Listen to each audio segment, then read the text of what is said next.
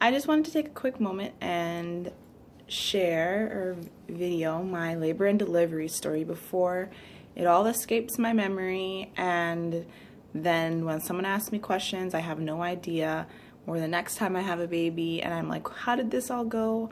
I want to be able to have something to go look back at, and because you forget little details over time.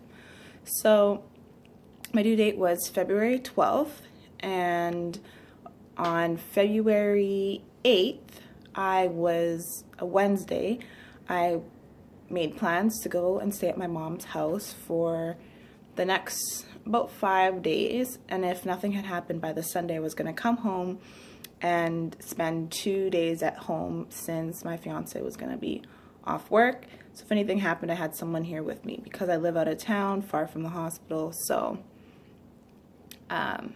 that was the arrangement. So Wednesday morning I woke up and I was having the same sort of prodromal labor pains that I had been having for a week prior. So I was having contractions every night from like 7 o'clock to whenever, throughout the entire night. When I would wake up in the morning, they would be gone. So I'd be having contractions. They would be about 10 minutes apart, 5 minutes long, but they weren't getting any stronger. So that was happening for a week. When I woke up Wednesday morning, February 8th, I was having the exact same contractions. At no point throughout the week was I ever having those contractions during the day. So this was a little bit strange. So when I woke up, I was having these contractions. I had my breakfast. I cleaned up the house a little bit just in case within the next 5 days I did have a baby and I didn't make it home to clean up the house. Make it home again to clean up the house before bringing baby home. When I got to the city, the contractions were about 3 to 5 minutes apart. They were 5 minutes apart.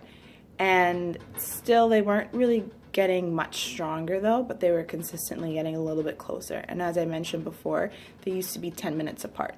So now they were becoming 5 minutes apart, but still the intensity wasn't getting any worse, so I wasn't really too concerned. Around 2:30 or 2 o'clock, I went to Pita Pit to have something to eat, and I had a delicious pita sandwich. And as I was eating it, it was so good, no problems, and then all of a sudden I just threw it up. Like, I didn't even feel nauseous or anything. I had my last bite and then out it came. I had read somewhere that nausea, diarrhea, vomiting can all be signs of early labor. It's kind of like your body flushing itself out before going into labor. So when that happened, it kind of raised some questions in my mind as to if something was going to happen. 3 o'clock, I got to my mom's house, and around 4 or 5 o'clock-ish, all those contractions stopped. So at 6 o'clock, she went to work, and I stayed at her house and bounced around on the bouncy ball, exercise ball for a little bit in hopes that I could get the contractions back again. Around 8 o'clock, I started the contractions again, and they were a little bit stronger than they were previously, still lasting. All my contractions had always lasted about a minute long, a minute and 15 seconds to a minute and a half. So around 8 o'clock, the contractions came back. They were a little bit stronger, still lasting about a minute and 15 seconds long, 5 minutes apart. But they were stronger than they were before, but they weren't getting progressively stronger as the contractions went on. So I continued timing them from about 8 o'clock to 10 o'clock, and it still was happening every 5 minutes for the same amount of time, but nothing more. It was getting really irritating trying to time them all the time. And I personally had a really hard time knowing exactly when a contraction ended, because the pain would be gone, but my stomach would still be really tight. So I don't know if I was the best at monitoring my contractions. But around 10 o'clock, I got fed up of hitting a timer every 5 minutes and turning it off after a minute, that I just stopped timing. And around 11 o'clock, I decided, well, if anything's going to happen, I'll know and it'll wake me up out of my sleep. So I went to bed just in case something happened. I told my fiance that I was having some pains, and I will let him know if anything were to come from it. So I fell asleep, and around 1 o'clock in the morning, I woke up and was having contractions still. And they were a little bit stronger than they were before I went to bed, but nothing too significant. Tried to time them again, I fell asleep. Again, I woke up at 3 o'clock in the morning, same thing, a little bit stronger, tried to time them, fell asleep. At 4 o'clock in the morning, I woke up and was just like shot out of bed in pain, and I was like, whoa, okay, this has got to be something. Waited about 15 minutes to try and like wait it out myself, and then I told my mom, Mother, we need to go to the hospital now. She thought I was joking because she didn't hear me making any noise, but it was 4 o'clock in the morning, so what am I supposed to do? Be screaming and making a ruckus? No, I tried my best to be quiet, but it was getting way too intense for me. So my mom got ready, and then I think we got to the hospital about 4:45. So around 5 o'clock we got to the hospital and went to the triage desk, and they registered me and said they would monitor me for a little while and see whether or not I was in true labor and if I would be staying at the hospital. They checked me, and I was 3 to 4 centimeters dilated and 80% effaced, I believe. See, all the details are already leaving my mind. I'm pretty sure they said I was 80% effaced. I walked in that door, I don't even think they said 10 words to me, and I was like, I need some gas. Like, I needed something to take the edge off. So when they said, well, we're going to monitor you for a little bit to see if you will be staying here, I looked at my mom and I told her, I'm not leaving. There's no way I'm leaving this place.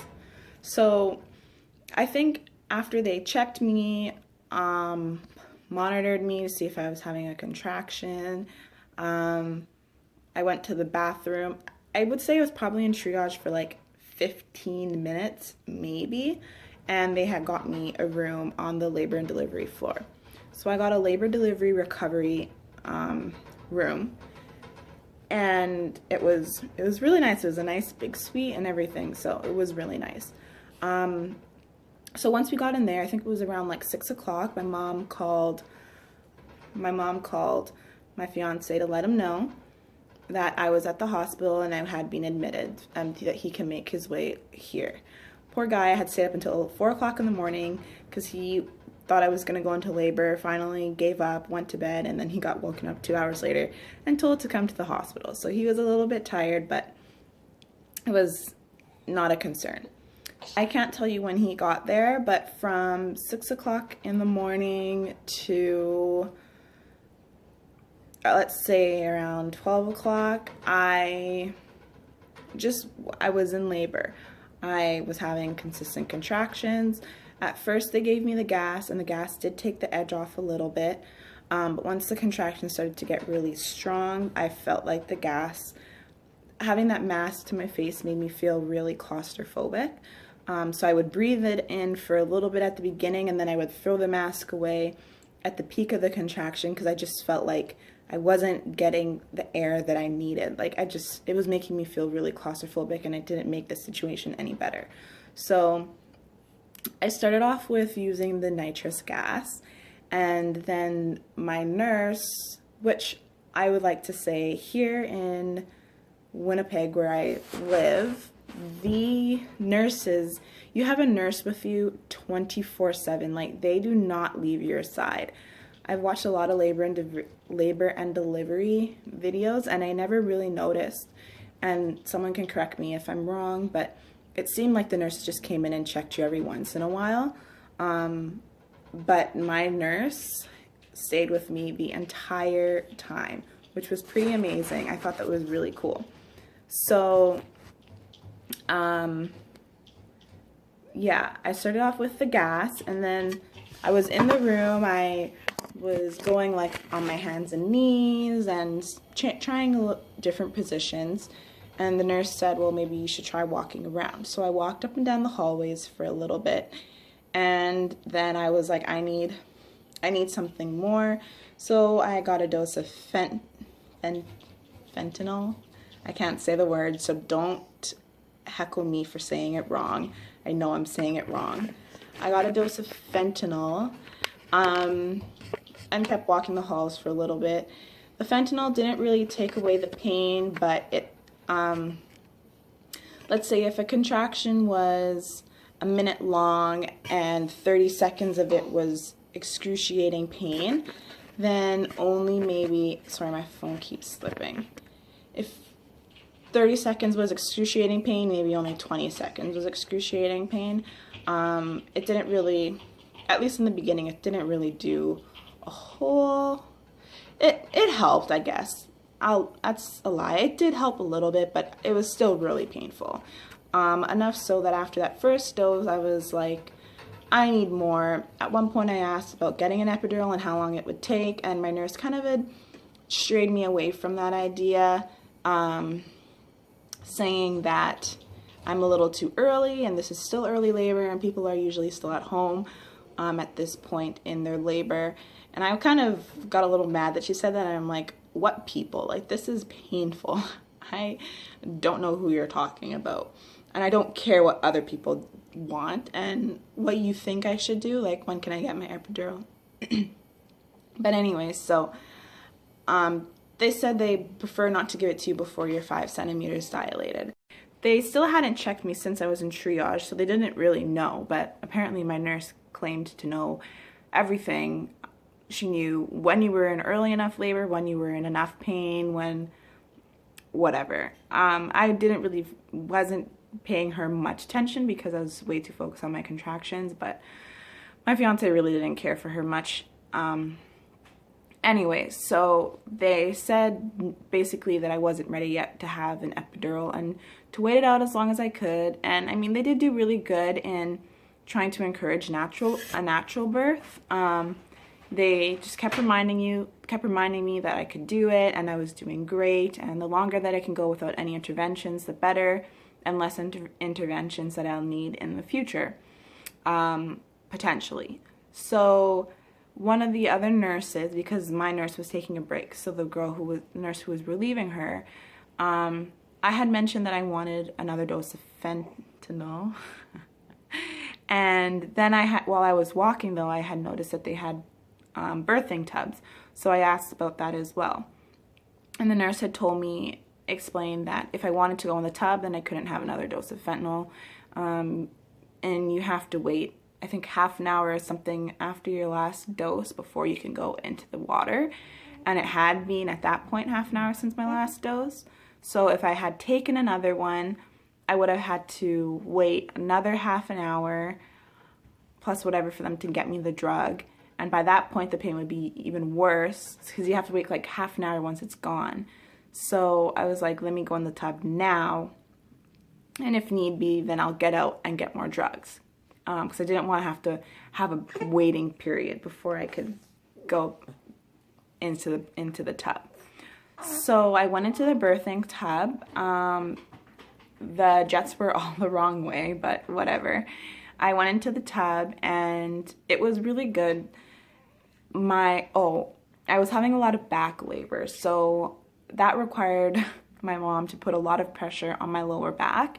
Pretty much for every contraction that I had for the entire time that I was in labor, my mom was rubbing my back. And there was one time she wasn't there, she had left the room, and I had a contraction without that pressure, and it was excruciating. So if you have back labor, and a lot of pain in your back, if you can find someone to apply pressure to your lower back or wherever it is that you feel that you need it, you might find that really, really is helpful in helping you get through your contractions. So I stayed in the tub for a little while. My mom was putting pressure on my back. The nurse had there was like a handheld shower head hose thing, and she was running the water along my back. You have a lot of attention when you're in labor. My fiance was holding my hand, and so I was in there for, they said, about 3 hours, and then I got to a point where I just couldn't really take it anymore in there. Like, the water heat felt good, but then I was just kind of getting uncomfortable, being kind of cramped up in the tub a little bit. Like, I couldn't really move the way I wanted to move as the contractions got stronger. So I got out of the tub and asked for that fentanyl again. They got it for me. I bounced on the birthing, one of the balls, for a little while. I'm not too sure how long. But this is like around 12 o'clock now, like noon, on February 9th. And then I just got to a point where I was like, I can't do this anymore. I want the epidural. The nurse checked me and she said that I was a 5. Now I can't recall. Yeah, she must have checked me outside of the tub. So she checked me and I was a 5. And she's like, but don't be discouraged. I know that doesn't sound like much because you came in at a 3 to 4 and now you're only a 5. But you've made a lot of progress. I can find your cervix a lot easier and you're something like it's really low or something like that. So even though the number is not that high, you're doing a great job and you have made a lot of progress. So that was fine. She agreed to finally call and get me an epidural, and they said it was going to be 20 minutes. Now that 20 minutes I later found out turned into 3 hours. I was not aware of this. So I labored for 3 more hours without any medication. Just kept getting, without the epidural. I kept getting the fentanyl for sure. Sidetrack. I had to get the fentanyl, I had to get an IV. Some people I've heard are able to get the IV with a pump. And then they can like self-administer their dosage. I wasn't able to do that, so they just kept giving it to me in my IV. And I got poked 5 times to get my IV. Like, it was pretty bad. My mom and boyfriend fiance, I got poked 5 times. And my mom and fiance were getting pretty frustrated with how much they were poking me. I personally didn't even really care. I just threw my arms back and just gave them my arm. Like, I could say that during labor, I really have no recollection of time, faces, much of that anyways. So for 3 hours, I continued to get my fentanyl. And I remember at one point, I was sitting on the bouncing birthing ball, and it just hurt so bad. And I had said, like, when is she coming? When am I gonna get the epidural? And my fiance and mom said, she'll be here any minute now. And then she came, I got my epidural, and it was like the cloudy goggles I was wearing were taken off and I could see again, and I was like, oh, hi, so you're my nurse. Oh, hi, Mom. Thanks for coming. Like, I could finally acknowledge people.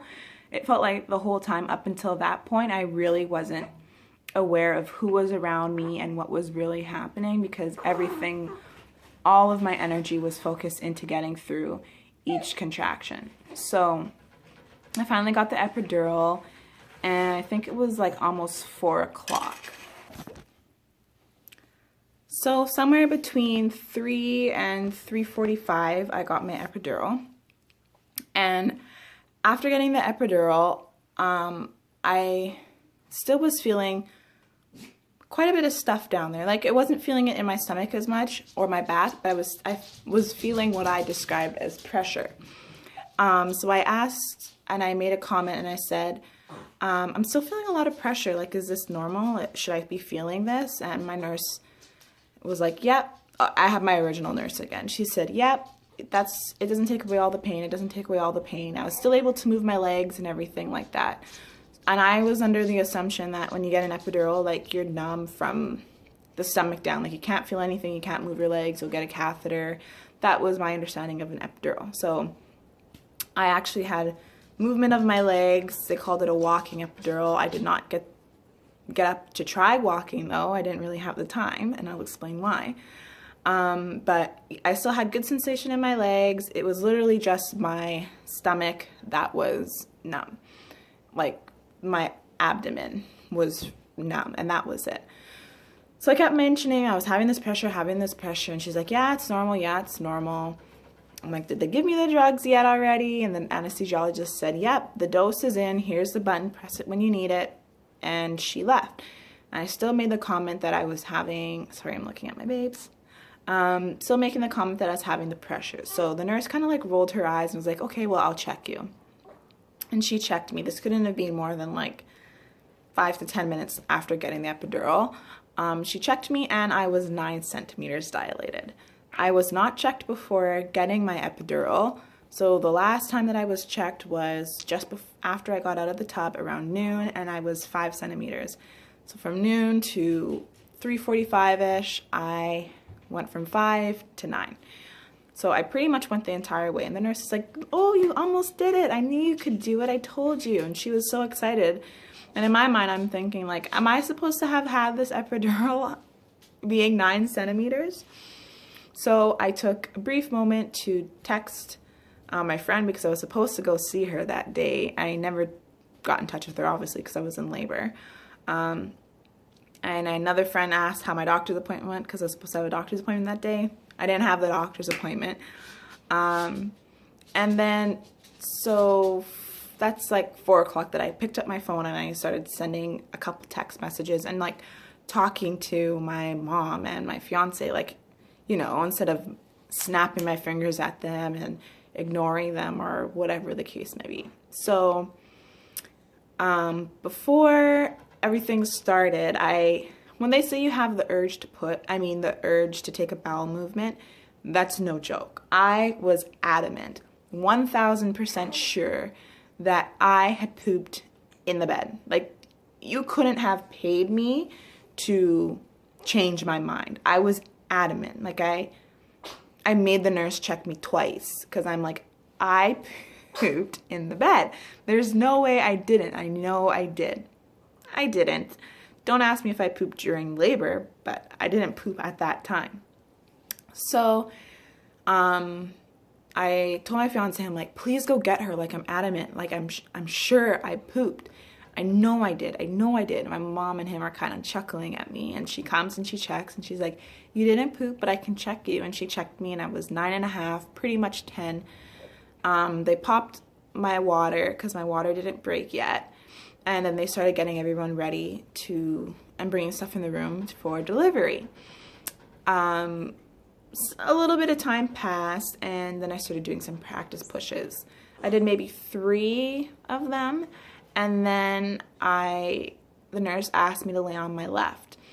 Then she rolled me back, told me to go back on my back. And being in the medical field, I know that lying on your left side is a recovery position. So I automatically concluded that the baby's heart rate probably had dropped, and that's why she wanted me to lay on my left. That's why you lay on your left when you're pregnant, so the blood flow to your baby and your system is less compromised. So she told me to lay on my left and roll on my back, and that kind of kept happening a couple times, rolling on my left, pushing on my left, not pushing through contractions, push through the next contraction. So they had me keep going back and forth, laying on my left, going back on my back, push through this contraction, don't push through this contraction. And as this is going on, like, the urge to push is just getting like super, super strong. So when they're telling you not to push, that's hard. It got to a point where I tried really, really hard not to push, but I did push a little bit, and it really was out of my control. So the urge to push, you will know it when you feel it. So a lot of my focus again went back to myself and my contractions, but I was aware of what was going on. The baby's heart rate was dropping, but the energy around me wasn't stressed. Like, the nurses and stuff were very calm about it. They were talking to each other, doctors, residents, and stuff like that. So they mentioned that they were going to move me to a room on the high-risk side to deliver, just in case they needed to wheel me to an operating room for a C-section or to deliver with forceps. Not to be concerned, but they just want me closer to the other equipment in case we need it. So that was fine. And then somehow from going from that, then the doctor asked me to try pushing. I tried pushing, and then they said that they were going to do it in the room that I was already in. So they broke down the bed and everything to prepare for labor. I mean, for the birth. And then something happened, and then they put the bed back together and moved me over to another bed. They told my fiance that he's gonna have to get scrubbed up, and I think someone took him at that point.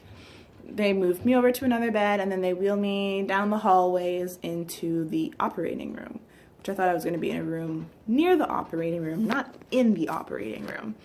So everyone was scrubbed up and everything, and essentially I was given a little bit more medication for which then numbed my legs, and